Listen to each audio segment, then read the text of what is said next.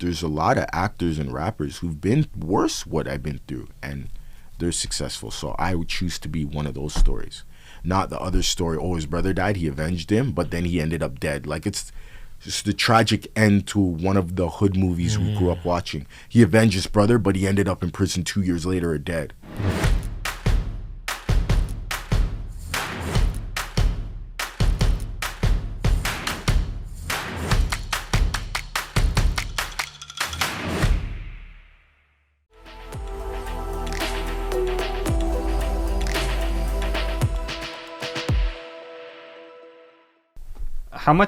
How much emphasis do you put on your nutrition as an artist? Not as much as I should, but like the body type I have, I don't have to like be so strict with my diet. I could just lay back on some things, and I'll be good.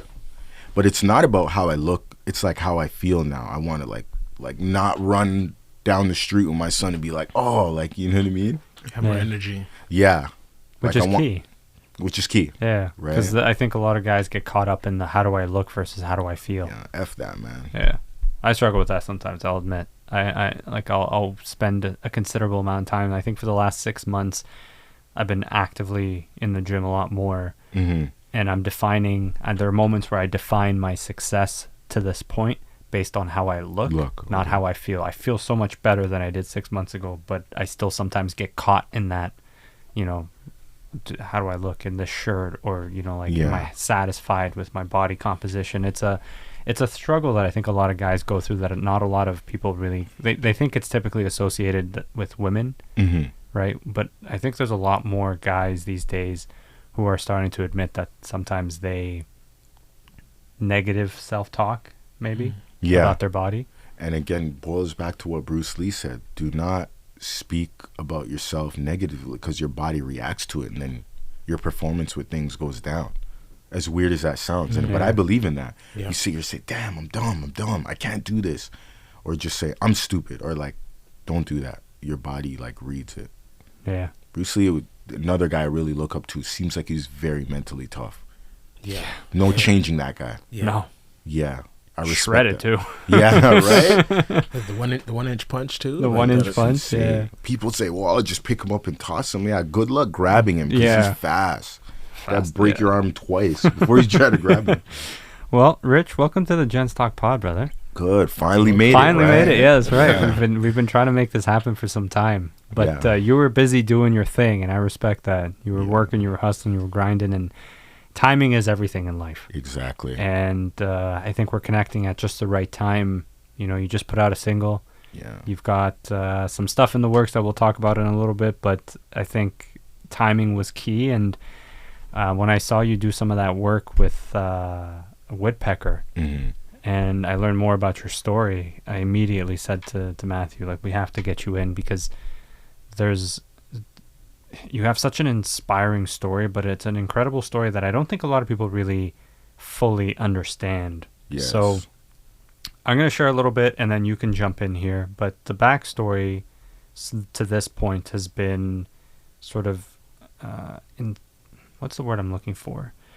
Inspired or shaped by the unfortunate murder of your brother. Yes. And that happened in 2017. End of the year, And that essentially shaped your entire trajectory to where you are today, because you could have gone down a very different path. So for people who don't know who you are in the backstory, they don't know who you are yet. Yeah, exactly. What's that story there? Like, came from tragedy, but like, my career was created off of tragedy, but like, I want to be remembered as it didn't break me. You know, I was just too mentally tough, and I took a negative and turned it to a great positive, which the relationship me and my brother had, he'd be proud, right? So, and of course, making that decision to walk away from the street life, you take hard criticism. Of course, when your brother's well known in the streets and in Toronto, but again, you got to be your own person at the end of the day and live for yourself. How hard is it for you to walk away from that? It's hard, and at the beginning it was really hard, but I focus on what me and him have and just the way I think. and thinking about the greater good of things, or what really matters, right? You know, having a son and stuff, living for them. Can't be selfish, and just live for your emotions in the moment, which is something me and my brother, like, he used to always get at me, like, yo, man, like, you always get fired up, or you're so quick to, like, jump up, like, just relax, assess what's going on, and just be calm, you know? So that's one thing I'm still learning now, you know what I mean? Obviously a lot better at it now than I was before when he used to yell at me about it, but still learning. What was that relationship like with your brother? It was good. He has me very sheltered, very protective, you know? So, but the relationship we have, I'm not in the streets doing those things. Like, you know what I mean? He's protective older brother, always giving me advice, and a lot of respect that I'm doing my own thing, you know? He never would pressure me and say, yo, come be at where I'm at and stuff. He'd be doing the opposite. No, don't be where I'm at.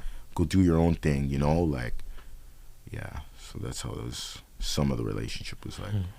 Very competitive too. We're always competing if we're playing sports.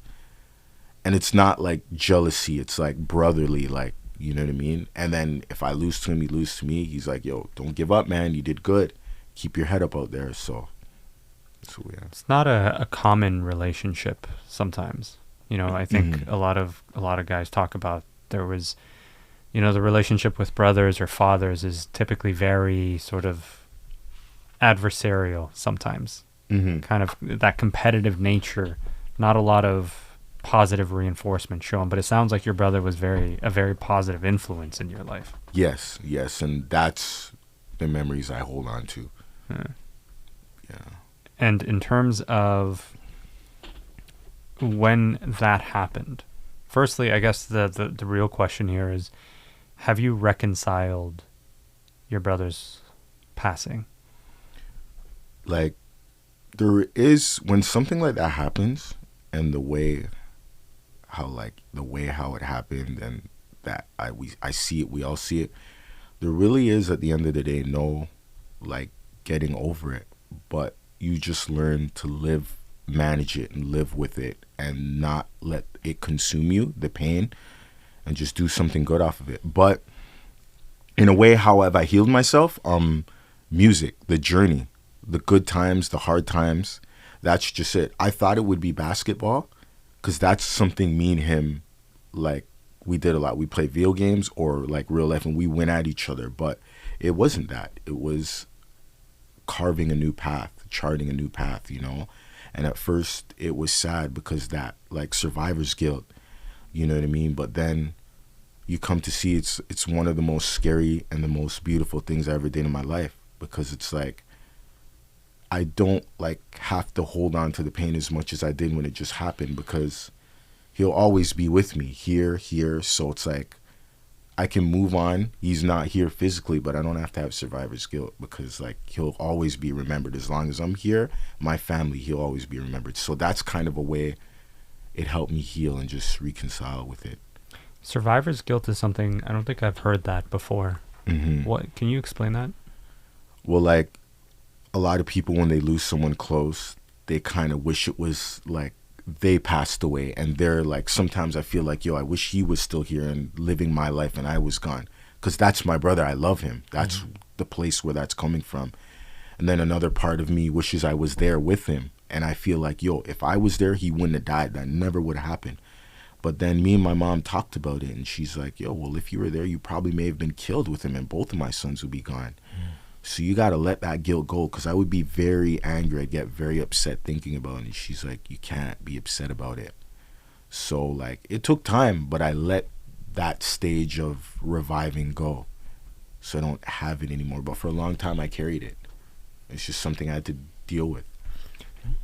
What are some of the things that you do to, like, keep saying how you used to be very angry, now you're not as much? What are some of the things that you've done to, like, really work on that so you're not get riled up so easily?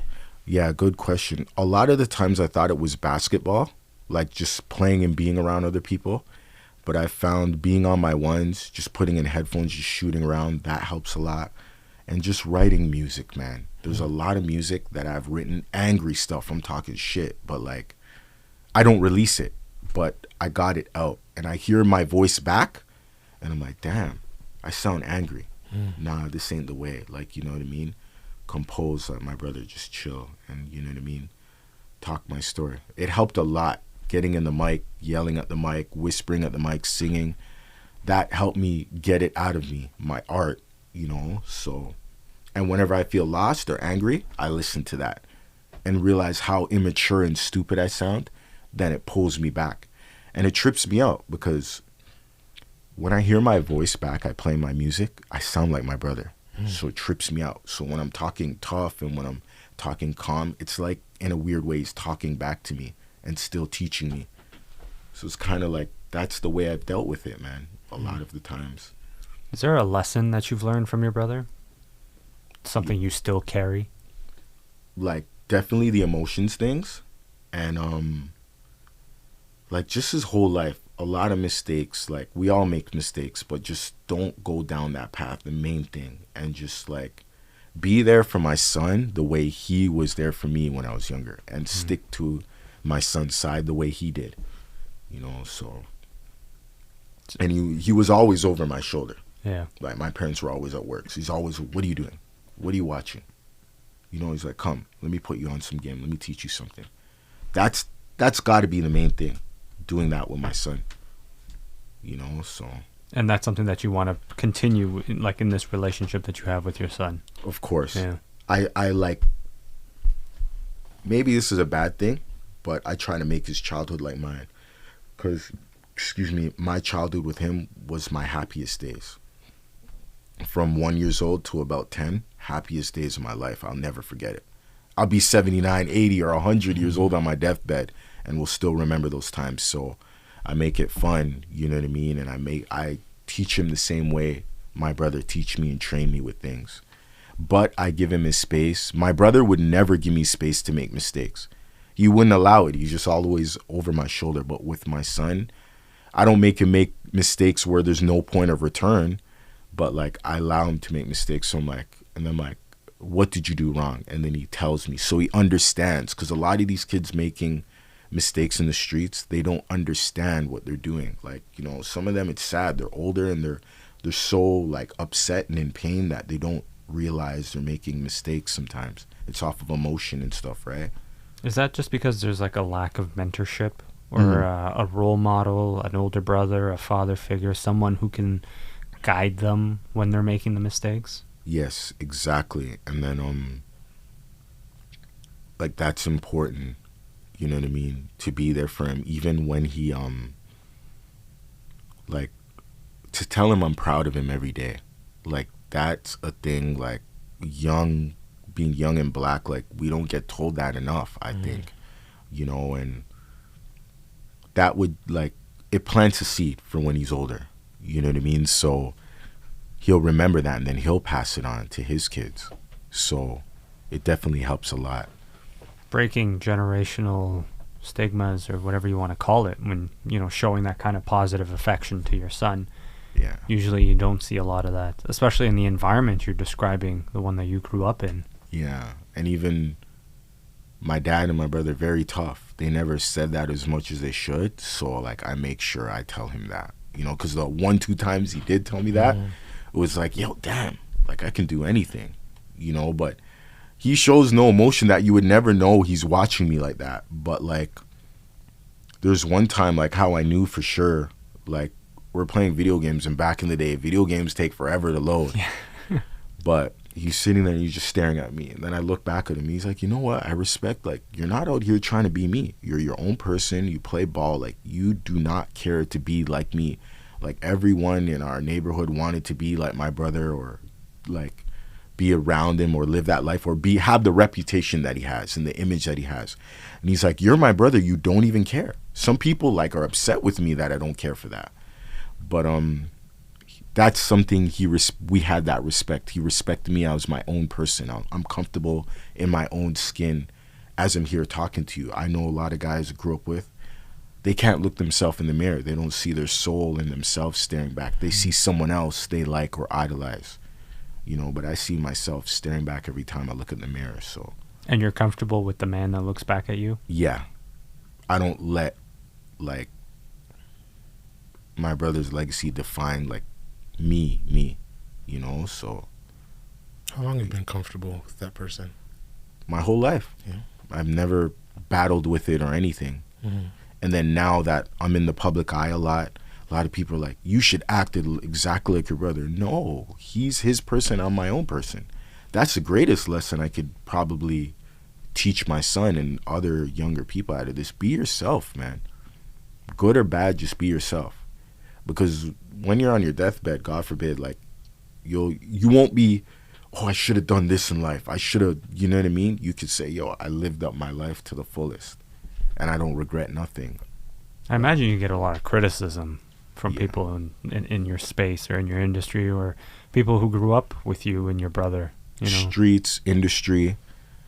And it bothered me a lot in the beginning, but now I'm like, okay, come on now. The more I heal and the more I get back my confidence, is like, I don't care what anybody thinks.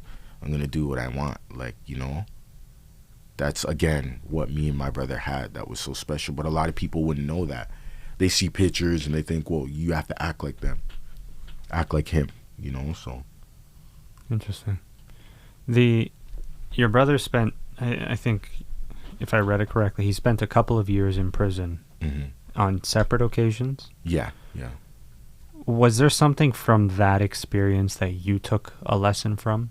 Yes, like me and my brother used to talk like every day. Every time he did those bids, every day on the phone, twice a day we talk. So he tell me what's going on in there, and a lot of times when I tell him what's going on the outside and I'm upset and I'm about to make a mistake and out of rage, he's like, no. He's like, you make a mistake, you come in here, I'm going to be the first one to kick your ass when you come in here. So and then like a lot of time, like, my brother never talked to me disrespectfully when he was telling me something like that. Like, he'd be like, yo, listen, he'd break it down. You don't want to come in here. You're a grown man. People are telling you when to sleep, when to wake up, when to eat. He's like, you don't want to live like that. You know, you want to be a man working to own your own business or something, not living in here. You know what I mean? So he'd break things down, like, and then make me understand it, you know? So, like, a lot of parents tell teenagers, just don't do it, but they don't explain to them so they have an understanding, right? So he made sure I was understood on a lot of things. Did you know, when all that happened and, you know, he would do his stint in prison, was your level of, like, were you disappointed in him? Did you find you got angry at him for going away or making the mistakes that, you know, like, at least you could see them as mistakes? Were you ever mad at that? Yes, of course. I was mad that he was gone. You know, when I was a young teenager, young adult, he was gone both times for separate times. Yeah, I was upset. I was angry. My brother wasn't there, you know, but we talked every day. But again, no complaining with that guy. Any mistake he did, he took it like a man on the chest. He's like, yo, like, I'm in here, I'm paying my dues, and you know what I mean? Like, it's just what it is. He just put that lesson on me. You make your mistake, you be ready to deal with it. Don't complain. Right. So, yeah, but to answer, yes, it was hard not being there, but I learned a lot, and it made me tough. So. What'd you learn? Like, who your real friends are. A lot of people were around and being so friendly when he's on the outside. When he's in, a lot of people don't hit him up. A lot of people don't hit me up as he could.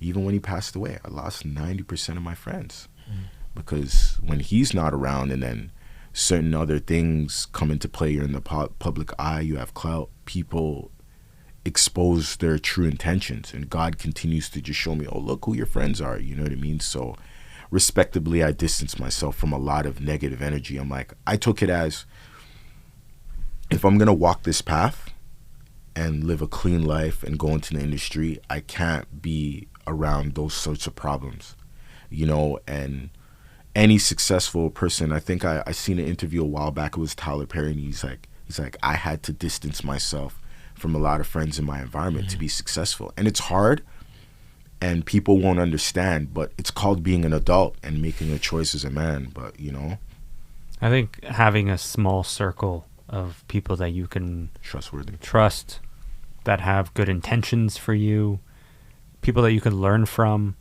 Like, you know, one of my favorite lines is always, if you're the smartest one in the room, you're in the wrong room. Because you want the people around you to be people that you can learn and grow from. Yeah. Yeah. And I can't imagine that, like, I can imagine rather that, you know, losing 90% of that can feel lonely at the same time. Yeah. But again, you have your family, you have your son, and in your morals and values, like, you don't even look at that sort of thing. And then I still have good friends around me now, but you value them more, you know. And in life, everyone goes through that where they have like a choice to make. It's whether they go through the good or the bad. And a lot of people go the bad way, but they realign themselves. They learn from their mistakes. And sadly, there's some people who don't learn. But yeah, for me, I made the choice, and it wasn't, it was hard, but it had to be done for the best interests of me. What is it that's so appealing about the lifestyle your brother lived that made people want to be a part of that, as opposed to taking the route that you took, which seems to be the exception to the rule? I guess it's the image of it. People like when they're feared, and I don't know, a lot of people like that kind of like alpha male type thing. But like, that's something, my brother's always been a stand-up guy. Like, that's something that just naturally happened. But I see a lot of kids, like, they're forcing it, and they're in and out of jail, and they're trying to like push that image, you know. But it's the same way on this side, right? People respect me. I don't really care if people fear me. I don't want them to. I think that might be ultimately a bad thing. But because when people are afraid, they do terrible things. They act irrationally. Yeah, right. So I would say it's more better on this side, because when you have the respect, it's clean. Where on the bad side, people are just scared of you. Where I think if they're not scared of you and they respect you that way, you'll get the truth more, and you'll get honesty. Even when you're not around. That's the main thing too. And they're just afraid of you. Okay, I won't do this when you're here. But what will they do behind your back? Yes, but if they respect you, either if you're there or not, they're going to hold you down. Exactly. So, and don't get me wrong, you could get respect that way, living the life, the dark life. But my choice is just to live the dope way, right? So, and that's a lesson that obviously you want to continue with your son. Yeah, show him how to live a stand-up life and not get sucked into that kind of environment. Yeah, and not only him, just anyone else who listens to my music and can relate. Any young person, old person, older than me, they feel they've lost their way, and that I could be that life-changing thing. Though they hear that, and then they like my music, and then they go on Google and they see my story, and like, damn, like he became this off of that. Like, you know what I mean? And there's a lot of actors and rappers who've been worse what I've been through, and they're successful. So I would choose to be one of those stories, not the other story. Oh, his brother died, he avenged him, but then he ended up dead. Like, it's just the tragic end to one of the hood movies we grew up watching. He avenged his brother, but he ended up in prison 2 years later or dead. Yeah. Like, what's that worth? Yeah. What's that worth? What legacy you're leaving? We all want to be remembered, am I right? Like, you know, so I'm in a position to be remembered by my family and like the people that matter. Yeah. Yeah. Like your son. Like, what does fatherhood mean to you? Is the most important thing, and it's like,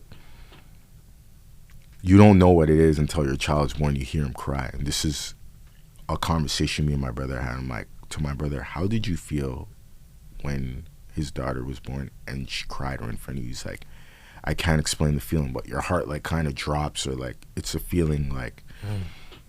Then you realize like a lot of stupid stuff don't matter to you anymore. You know what I mean? And it's everything.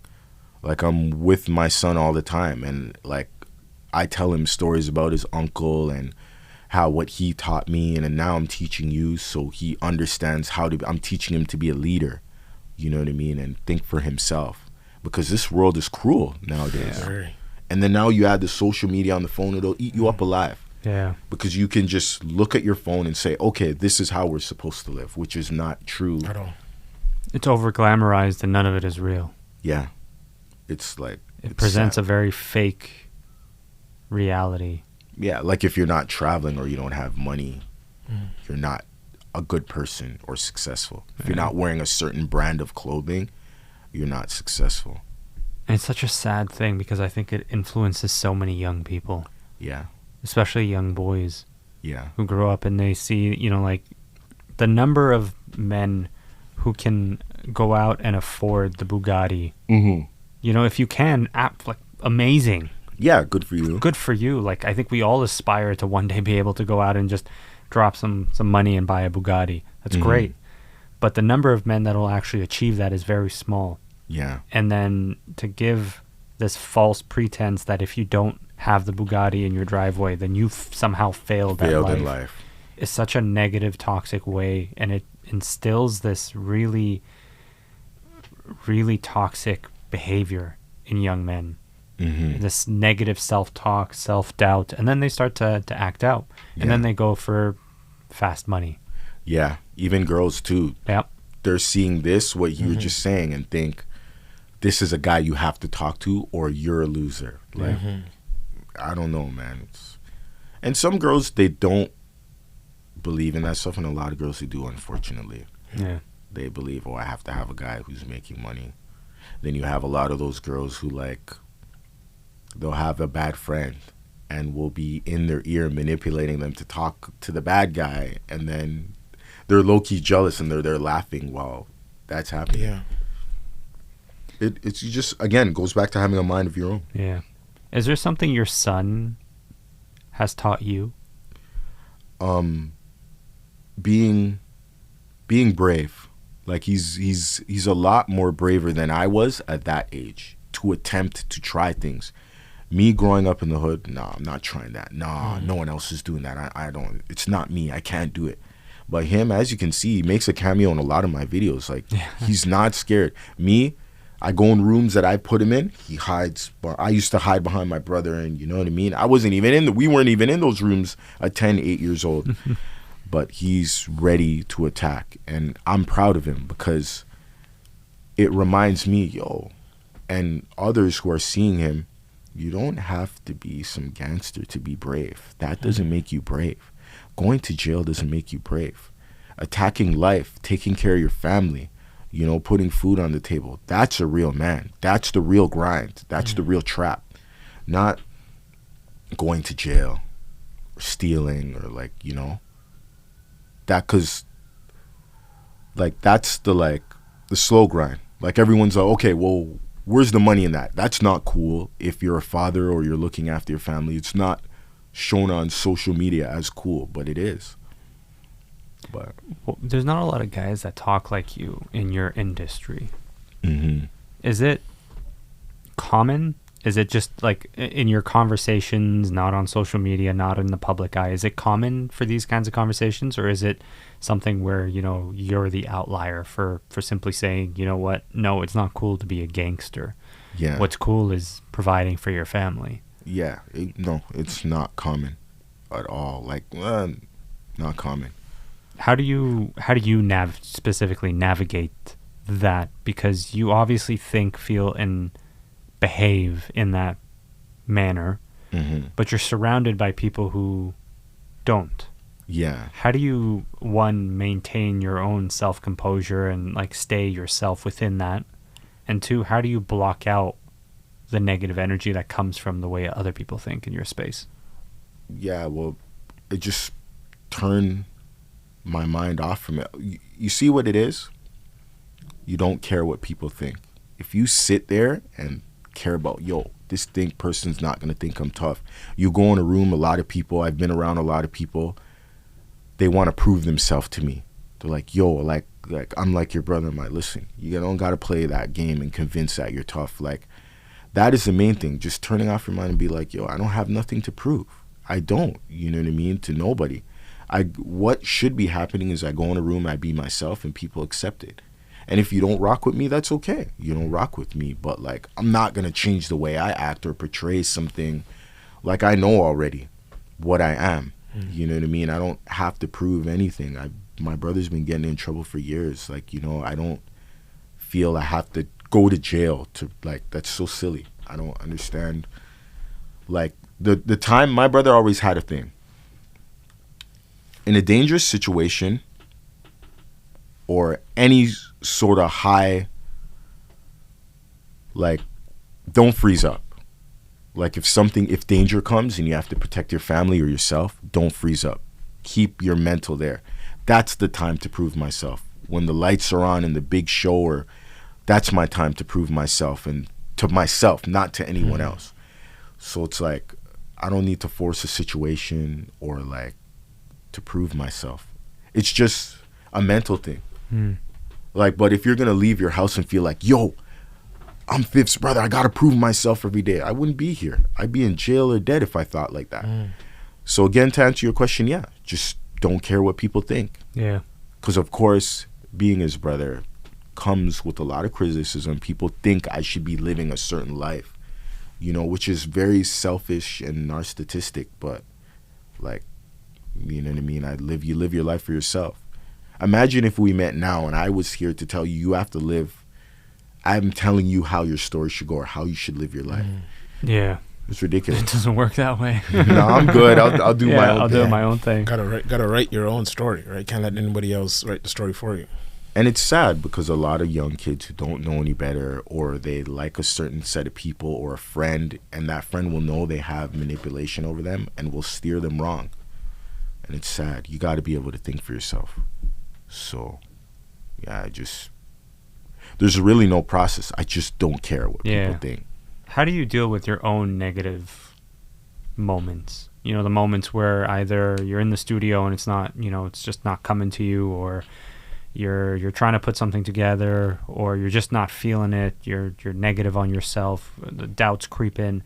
How do you deal with those?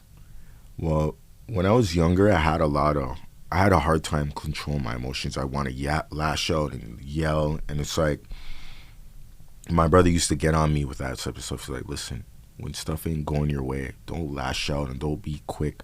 Just be reserved and assess the situation. So now I do that. And when I am mad, I do it in private, or I just record, I yell at the mic or whatever. That's how I release that. Right. Or, you know what I mean? Like, just stay composed, and then everything will be all right. There's no reason, when you're in the space that I'm in and there's a lot of eyes on you, you can't be out here reacting like that, man. It's just not mature. Like, normal adults don't do that. Yeah.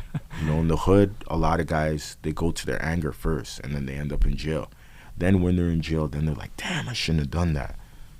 And they're living with regret. Yeah. I cannot fail, because if that happens, I fail myself first and foremost. I fail my son, and then I disappoint my brother. He's like, why would you do that? Is something wrong with you? You know, he'd yell at me. So, yeah. You said talk about how, like with rage, you, like, you know, kind of struggle a bit, like getting away from rage, right? What is an emotion that you struggle, that you want to get closer to, that you have a problem really tapping into that emotion? Like self-expression. Like, as I'm here talking to you, like, I want people to hear this and see the real me. Like, don't be afraid to show the real me. A lot of guys don't want to show weak points of their life, and like, they're like afraid to be like vulnerable. Like, I don't mind doing that because I know it's going to motivate people or pull people out of a dark place that I was in 4 or 5 years ago. So yeah, the expression is expressing myself and just not being afraid, being courageous, and to say these things. Because, like, definitely I'll plant that seed and other artists will come forward. Because it's like a thing right now where you maintain your toughness. But I already know I'm tough because I've been through the most. And I know I can hold my own because my brother has taught me well. And I don't have to prove that to anyone because I'm with it. You know what I mean? I'm with whatever anybody's belt. But, like, I don't feel I have to prove anything. That's what's kept me out of prison. Yeah. Do you find a hard time to, like, distinguish between, like, Riicch Richard and OVO Riicch? Like, that persona versus the individual? Yeah. They're two different people, right? Yeah. Because Riicch is... And they have to be two different people. They have to be. But people don't understand that. Exactly what I was about to say. They don't, right? But some people don't want to understand it, and they expect it to be one person, but it can't be like that. Like, Batman and Bruce Wayne are two people. Spider-Man and Peter Parker. And sometimes their worlds ruin the other. Their worlds clash and they don't work. And it's happened to me. But you deal with it in private, and the most important thing is you move on. Like, you know, so many times I'm going to be on my nerd shit that Bruce Wayne got discouraged. He's like, I'm not trying to be Batman no more. But then after a while, something motivated him.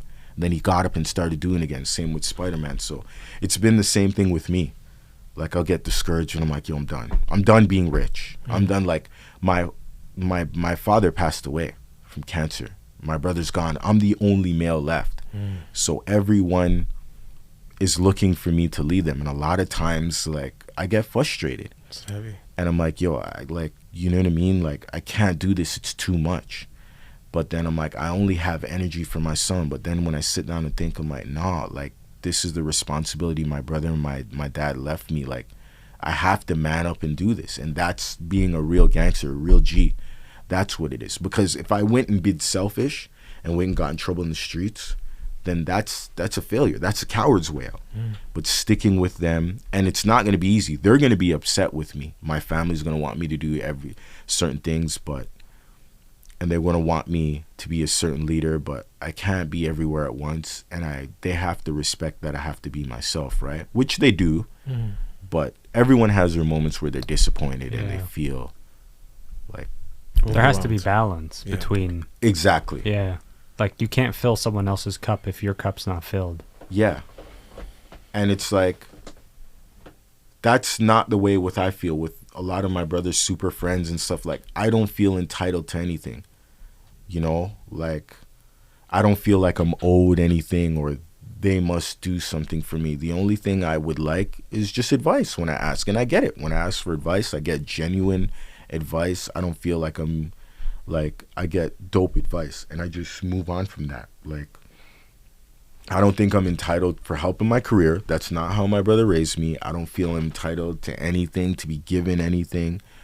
Yeah. You're talking about the OVO affiliation? Yeah. Okay. I don't, and a lot of people try to talk shit, and they're like, well, you should be getting this. No. Why? Are they my father? No. Like, what I need to do is work hard and get it on my own, you know? Like, that's the way I look at it, at least. Well, I think people will, you know, like, if they go on your social media and they see a photo of you and Drake, they go, okay, this guy's connected. This guy should be getting X. This guy should be doing X. It's not the way life is. Yeah. Could you imagine if he thought that way when he decided to rap? Because of who he was and who he knew at the time? People probably, like, you know, but he didn't think like that. He just kept rapping. There's so many people who thought he wouldn't make it, and look where he is now. And again, like, you know, a lot of times I'm in the studio, I have an idea, and it's not like going the way I wrote it or the way I had it in my head. Then I'm like, yo, maybe this is not for me. You know, and I get upset and I get frustrated. We're human. We're going to say, maybe I should have quit. But then I sit there and I think about why I'm doing this. I want to express myself. You know what I mean? I want to put on for my son. And I want to use my music to get away from everybody negative in my life, get as far away as possible from the environment. Never forget where I came from, Scarborough, but just get away from that environment and, you know what I mean, be safe and grow old and raise my kid, my sons, yeah, you know what I mean? So I don't feel entitled. And it's tough because being who I am, people who grew up around me and stuff, they feel like they're entitled. I owe them something, but that's not the way life works. Well, they see you succeed, and then suddenly the hands come out. Yeah. I have a cousin, a distant cousin. Remember me? I helped change your diaper and did this for you. Yeah. This, you remember me? This. Like, yeah. You know, it's just the way the world works. But I'm not sitting here bitter. I understand this is the way the world works. You know what I mean? So, and then there's a lot of people who think I'm undeserving of where I am in life right now. What do you say to those people?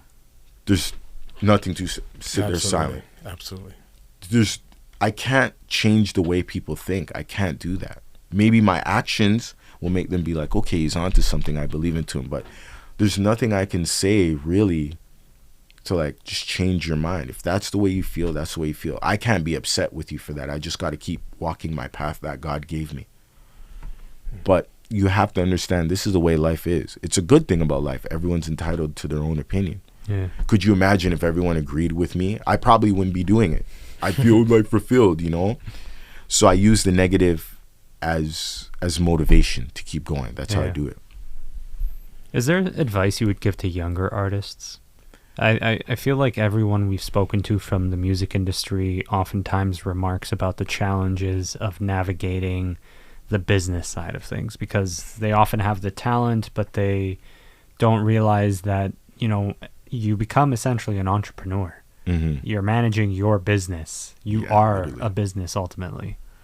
Just don't just hit the switch right away. Someone offers you money and you just jump into it. Stop, think, talk with your family. Is this the right decision?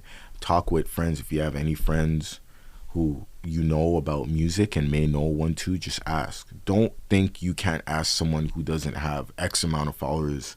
You know what I mean? Yeah. Ask around and make that final decision in your heart. Don't make it for someone else, you know, and do what you feel is right in your heart. Yeah, like, we tend to mistake social clout with wisdom. Yeah. Like if you have 1 million followers, suddenly you're supposed to be smart. Yeah. You're a genius. Yeah. No. Meanwhile, that person probably could have someone literally running their Instagram for them and they are just the image. Yeah. So again, it boils back to what my brother taught me, and like, just be your own person. Like, think for yourself.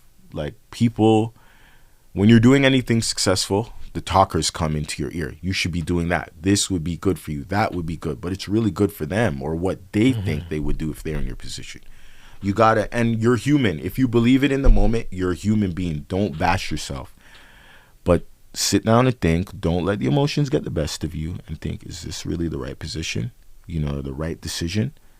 And if that person, you say, you know what, look, I'm going to wait, or I'm going to choose to go over here, and they get upset, that shows you right there they're not all for you.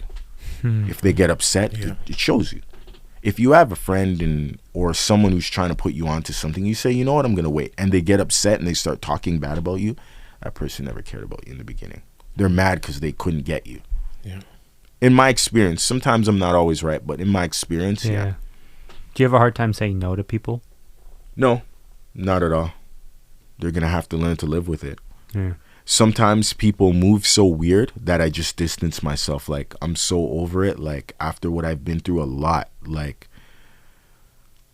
that I just, like, there's been a lot of people I just distance myself because I see the way they're moving and what their intentions are. And I'll say, no, that's not going on. They'll still try to contact me. And it's like, no. Yeah. Do you have a hard time being told to no? No. Whether I like it or not, it's whatever. Life goes on. So if I'm told no, just keep it moving. Like, again, everything in life is not going to go your way.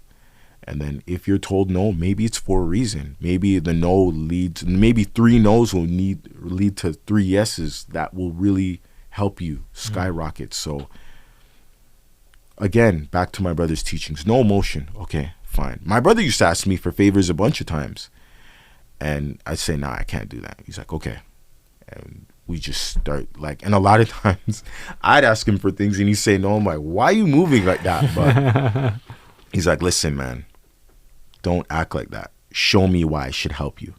Which is why I don't feel entitled to anybody now. Like, or any, you know what I mean? Like, because it's like, I have all the tools in front of me, you know, to be successful. So I don't feel like, I feel I could do it all on my own. Just work hard. Might not happen overnight, but when they built a house or Noah's Ark, they do it over one night or whatever. Like, you know what I mean? Like, very rarely happens overnight anyway, right? Yeah. So, and if you do, I'm not hating on the people. Something happens, you start rapping or you start doing anything, and it happens in 1 week. That's good, but it happens. You could jump into something and boom. And then sometimes you have to be working like a decade before you see anything. But the important thing is, like Nipsey Hussle said it best, don't give up. And that's like my motto, like, you know what I mean? Just don't give up with anything in life. Just keep stacking days. One after the other, 1 foot after the other. And then it's like, you know, I once heard Drake say, like, anytime you get discouraged, sit back and think of how far you've come, how many times you struggled, and you're like, damn, I'm defeated. Then you picked yourself up and like, okay, let's keep going. Just think about all those times. Were your brother and Drake close? Yes, they're close. And how they started like hanging out was like another artist, Preem, he came to shoot a video there, and Drake came, and that's how they kind of all got affiliated. So they're hanging out for over 10 years plus. But when my brother died, like, Drake really pulled me in closer and showed me, like, yo, I'm here for you as a friend. Like, I don't need no materialistic stuff. That was never me in his conversation. I'm here for you as a friend. You have advice. This is before I started being an artist. Advice, you know what I mean? Anything, you give me a shout. You know what I mean? And I really appreciate that. So, and of course, him saying that to you, like, means a lot. It means a lot. It gives you strength. Like, I'm inspiring this guy. Like, my brother passed away. When my dad passed away, I cried. I looked over my brother, stone-faced, straight face. I'm like, we talked about it after the funeral when we were burying him. Like, he didn't cry.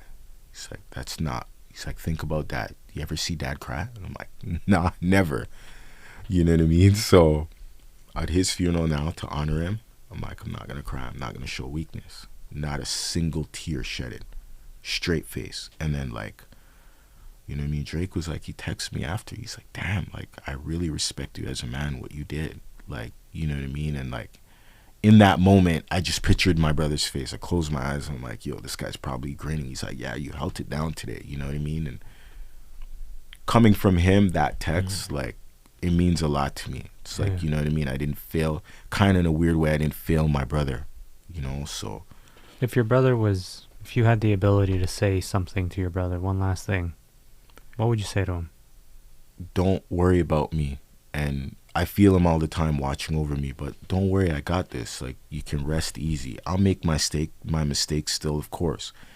But I got this. Like, you don't have to watch over me. Just like he wouldn't want me feeling bad that he's gone or survivor's guilt. Like, I got it and I'll be fine. You don't have to watch over me.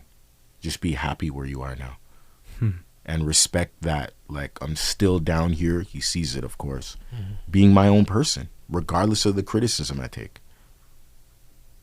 It's a bravery thing, too. That's courage. Because a lot of people are afraid. Nowadays we live in a world where a lot of people are afraid to say who they are. You know, you got a lot of people committing suicide off of that stuff. And a lot of young men taking their lives. Yeah, because whether they're, like, confused about their sexuality or whatever, what the case, and yo, be yourself, man. Do what you want. Like, it don't matter. You know what I mean? You make the rules. And that's it. I love that. I think it's hard too because, like, a lot of people, I think in these situations, like, they don't have, or at least they don't feel like they have somebody to talk to. A lot don't. And it's just like, I don't think it's that they don't, it's that you feel like you don't. Yeah. Right? Because of, exactly, same thing you're saying, you're in the hood and, like, you're not going to talk to one of your boys that are in the trenches because they're not going to talk about that. You feel too tough. You feel like that, but you never know. Like, you get in that situation and you can talk to them like, yo, bro, I'm going through the same shit. Right? And it's feeling that you have nobody to talk to makes it the most difficult. Yeah, but sometimes having the courage to reach out to a homie and just text him or a friend, anybody, family, and be like, yo, just start that conversation. You never know. They'll hit you back and be like, yo, I've been feeling that way too, lost. And there's a couple of artists in the city who me and them, like, we're cool, we're homies. And sometimes I text them like, damn, I was having trouble with this in the studio. Like, you know what? Like, I was having trouble with that too, and I was so upset. Like, I put money in a video and it didn't come out how I want, and I'm so thrown off. And I, in a selfish way, in that moment, I feel happy that I heard that because I'm not alone. I'm like, damn, like, I'm frustrated too, and I feel like quitting. And another artist is feeling this way. So okay, I'm not alone in this.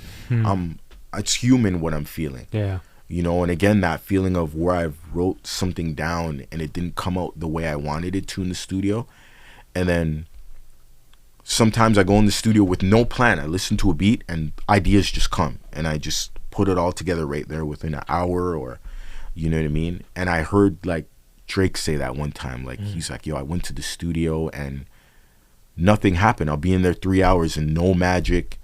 And it's the most frustrating feeling. But if he's feeling that, I'm truly not alone. You know what I mean? So. And I think it's just knowing and hearing that exists for someone else makes you realize, okay, I can take it a little more easily on myself. On myself. It's not a me problem. This happens to everyone. It's a human problem. It's a human thing. Yeah. Not a problem. It's a human action. With who my brothers, who I'm affiliated with, and just the way my dad and my brother taught me growing up, like, you're not good enough. No, try again. It needs to be perfect. Like, I'm very hard on myself. So there's a lot of times where I'm like, damn. And then, but when I hear artists say this and I hear him speak like that in an interview he does, I'm like, okay, this is normal to feel this way. And as artists, if any artist is listening to this, you're supposed to be stressing, okay? If you're not stressing over your music, you're not taking it seriously and you don't really want this. But if you're always stressing, like, oh, okay, another video, we got to plan this out. Oh, how's this song going to go? Oh, I'm stressing my album. That is normal. Like, because I'm going through it. Like, hear my voice. You know what I mean? So, yeah. It's a good thing. It's part of the journey, man. It's part of the journey. You just embrace it. So what do you got coming up?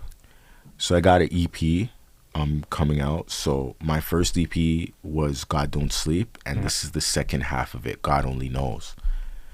And I had a third part written out, but I feel good with this one, that it can end with this second part of it, and I won't need the third part. Was titled Ragnarok, but I don't think I'll need it because I don't need the anger. You know, so it's, you really like your comic book stuff, huh? yeah. So it's I rate it. Yeah, so it's like I feel like I've passed in a moment in my life and I've let a lot of things go. You don't forget it, but you let it go. So it's like a lot of people, they'll hear my new EP and they're like, oh, this is boring, or like I can't relate to it, or this is not for me. Then there'll be a lot of people who they'll relate to it. They'll search my name on Google and see my story and they'll be like, okay, this is what he's on. Like, maybe they'll be depressed and it can pull them out or motivate them, or they feel stuck in their job or something. But the best thing I can do is just tell my story. Yeah. Just like the greats have done before me, told their story and made history. So, yeah. No, I respect that. Just be authentic to myself. That's why I got into this thing. Well, I think that's the thing that, at least for me, and I hope I could speak for you, has stood out from this conversation is you're very authentic about, this is who I am, this is the struggle that like, this is where I've come from, but it doesn't define me anymore. And this is how I continue to choose to move forward day after day after day.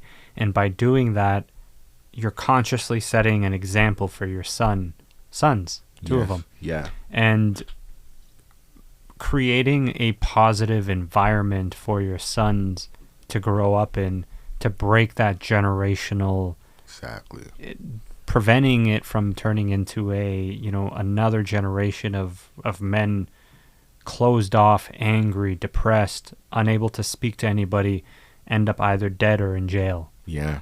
And I think it takes courage to do any of that and so openly talk about that in your industry, first and foremost. So, I mean, I just want to say thank you for even, sharing that with us, because that means a lot. Absolutely. Yeah, man.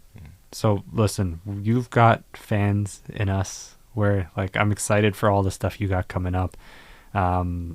Keep it going, man. You're inspiring the next generation. On days where you think you may not be, message me and I will tell you. Thank you. I appreciate that. I mean it. Like, it's refreshing to hear someone with this story, this kind of story, consciously decide, I'm not going to let it shape me.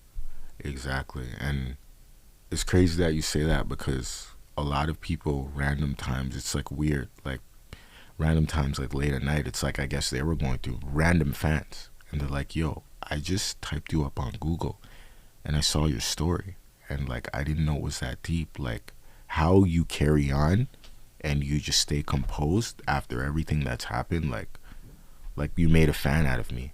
And then a lot of them didn't hear the music first. They just heard of the story. Yeah. And then they went on to see the music and they're like, I didn't know it was that deep. So that's why I know I'm here for this. Like, I'm here for a purpose. Like, you know what I mean? Like, God set me on a path. So we're seeing what it leads to. Absolutely. Amazing.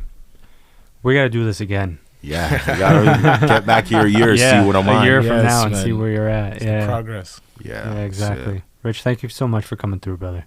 I appreciate this, man. Thank you for having me. And we're going to do this again for sure. Yes. For sure. Pancho, we appreciate you. Thank you very much. Thank you for listening, everybody. Thank you.